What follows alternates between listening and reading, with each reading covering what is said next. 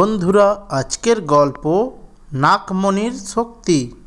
একদিন নাগ নাগিনী আনমন হয়ে তারা দুজন গল্প করছিল। ঠিক তখনই কোথা থেকে একটি চিল এসে নাগ নাগিনীকে ধাওয়া করতে থাকে। নাগ নাগিনীকে চিল ধাওয়া করতে করতে গভীর জঙ্গলে নিয়ে যায়।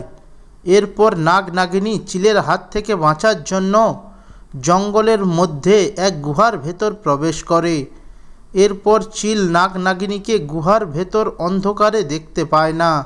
সে নাগ নাগিনীকে দেখতে না পেয়ে সেখান থেকে ফিরে যায়। নাগরাজ, চিলের হাত থেকে বাঁচার জন্য আমরা কোথায় এসে পড়েছি? হ্যাঁ নাগরানী, তুমি একদম ঠিক বলেছ। এই গুহার কথা আমরা তো এর আগে কোনোদিনও শুনিনি। নাগরাজ, আমার কিন্তু খুব ভয় করছে। নাগরানী, তুমি ভয় পেও না, আমি তো আছি তোমার সাথে। তোরা একদম ঠিক জায়গাতে এসেছিস। এইবার তোরা কোথায় যাবি? কি, কে তুমি? আমি হলাম ডাইনি। এই গুহাটা আমার গুহা, আর এখানেই আমি থাকি। দেখো ডাইনি, তোমার কোনো ক্ষতি করতে আমরা আসিনি।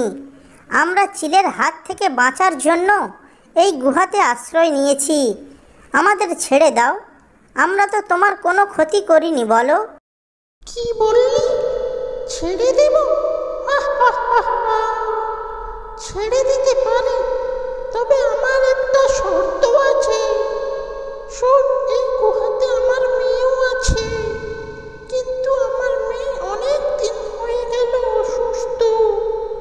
যদি তোরা তাকে ঠিক করে দিতে পারিস তবে তোদের ছেড়ে দেব। ঠিক আছে ডাইনি, আমরা আমাদের সাধ্যমতো চেষ্টা করব তোমার মেয়েকে ভালো করে দেওয়ার। ঠিক আছে, তোরা এবার আমার পিছে পিছে আয়।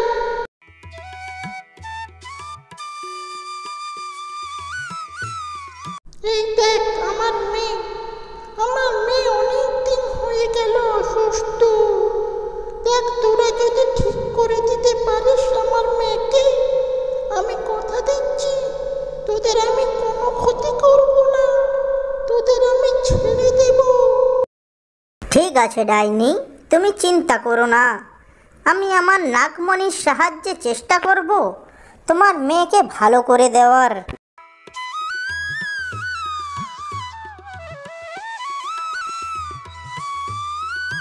এই তো, আমার মেয়ে চোখ খুলেছে। আমার মেয়ে ভালো হয়ে গেছে। আমার মেয়ে ভালো হয়ে গেছে। তোদেরকে অনেক ধন্যবাদ আমার মেয়েকে ভালো করে দেওয়ার জন্য। তোদের কাছে চিরঋণী হয়ে গেলাম আমি। আমায় যদি কোনো প্রয়োজন হয় তোদের, তাহলে আমায় ডাকতে ভুলিস না কিন্তু। আমি তোদের কথা দিয়েছিলাম, আমার মেয়েকে ভালো করে দিলে আমি তোদের কোনো ক্ষতিই করব না। তাই আমার কথা মতো এবার তোরা যেতে পারিস। এরপর নাগ নাগিনী ওই ডাইনির গুহা থেকে চলে যায়। ভিডিওটি যদি ভালো লেগে থাকে তাহলে ভিডিওটিতে একটি লাইক করে চ্যানেলটি সাবস্ক্রাইব করবেন। ধন্যবাদ। আগে টুনি তার বাসায় দুটো ডিম পেড়েছে। টুনা, দেখো কি সুন্দর দুটো ডিম দিয়েছি আমি। আমার যে অনেক খুশি লাগছে টুনা। আমারও তো অনেক ভালো লাগছে টুনি। আচ্ছা টুনি, দেখো তো এই দুটো ডিমের মধ্যে ওই ডিমটা কেমন জানি আলাদা মনে হচ্ছে। ওই ডিমটা হঠাৎ অন্যরকম হলো কেন বলো তো টুনি? টুনা, আমার মনে হয় এই ডিমটি ফুটে যে ছানা বের হবে ওটা দেখতে অনেক সুন্দর হবে, বুঝেছো? টুনা ও টুনি তাদের ডিম নিয়ে সারাদিন অনেক কল্পনা করতে থাকতো।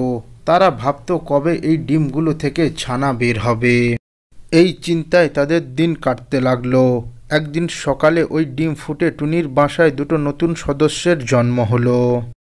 একটি ছানা দেখতে স্বাভাবিক হলেও কিন্তু আরেকটি ছানা যে কালো কুৎসিত ছিল। ওই ছানাটিকে দেখে টুনা বলতে লাগলো, আরে টুনি, তুমি না বলেছিলে ওই ডিমটি ফুটে যে ছানাটি বের হবে ওটা দেখতে অনেক সুন্দর হবে, কিন্তু এটা তো কালো কুৎসিত ছানা হয়েছে। তুমি জানো আমার কত স্বপ্ন ছিল এই ডিমগুলো নিয়ে। আমি যে কিছুই বুঝতে পারছি না টুনা, আমাদের একটি ছানা দেখতে এরকম কেন হলো? যদি সবাই জেনে যায় আমার একটি ছানা দেখতে এরকম কুৎসিত হয়েছে, তাহলে তো আমি কারোর কাছে মুখ দেখাতে পারবো না টুনা।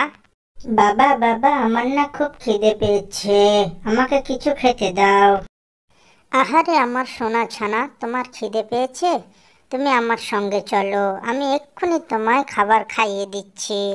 মা, মা, আমারও অনেক খিদে পেয়েছে, আমাকে কিছু খাবার খেতে দাও না। না না টুনি, তুমি এই কালো ছানাটিকে কিচ্ছু খেতে দিবে না, আমি এক্ষুনি একে বাসা থেকে বের করে দিচ্ছি।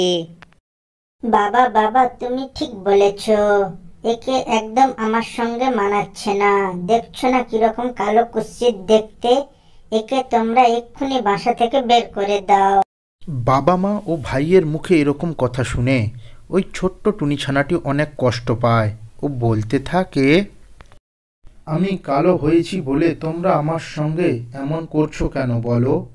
মা, মা, তুমি আমাকে এই বাসায় গরম জায়গায় থাকতে দাও, আমার যে খুবই ঠান্ডা লাগছে, তোমরা আমাকে বাসা থেকে বের করে দিও না মা।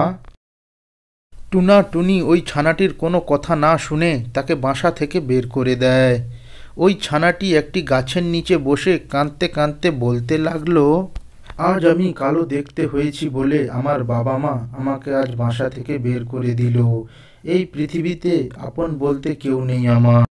না, আমি আর এই জীবন রাখবো না, আমি এক্ষুনি আত্মহত্যা করব। আমি যে আর খিদের জ্বালা সহ্য করতে পারছি না।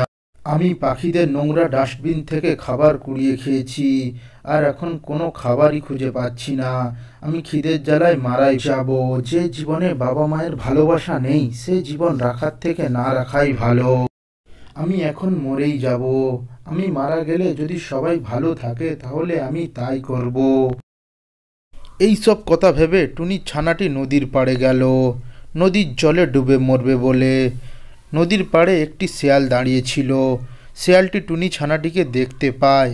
ও বলতে থাকে, আরে আরে আরে, আজকে সূর্য কোন দিক দিয়ে উঠলো? খাবার যে আমার কাছে চলে আসবে এমনটা তো আমি কখনো ভাবিনি। কি কচি ছানা রে বাবা, যাই যাই ওর কাছে, ওকে ধরে খেয়ে ফেলবো। এই সব ভেবে দুষ্টু শেয়ালটি টুনি ছানাটির দিকে এগিয়ে গেল। শেয়ালটিকে দেখে টুনি ছানাটি বলতে লাগলো, এ কি শেয়াল মামা, তুমি আমার দিকে এগিয়ে এলে কেন? তুমি কি আমাকে খেয়ে ফেলবে নাকি? এটা কি তোকে বলে দিতে হবে? কিন্তু তোকে দেখে মনে হচ্ছে তোর মনটা ভীষণ খারাপ, তুই এখানে মরতে এসেছিস। কি হয়েছে বল তো আমাকে শুনি।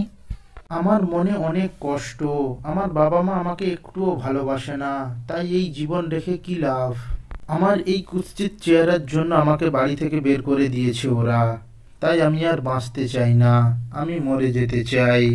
তাই আমি এখানে এসেছি, আমাকে কেউ ভালোবাসে না, তাহলে আমি বেঁচে থেকে কি করব বলো তো? আরে আরে, এই ছানাটি তো দেখছি খুবই বোকা। যাক, ভালো হলো। আচ্ছা, তুই একটা কথা ভাব, তুই আত্মহত্যা করার থেকে আমার পেটটা ভরিয়ে দিলে ভালো হবে, তাই না?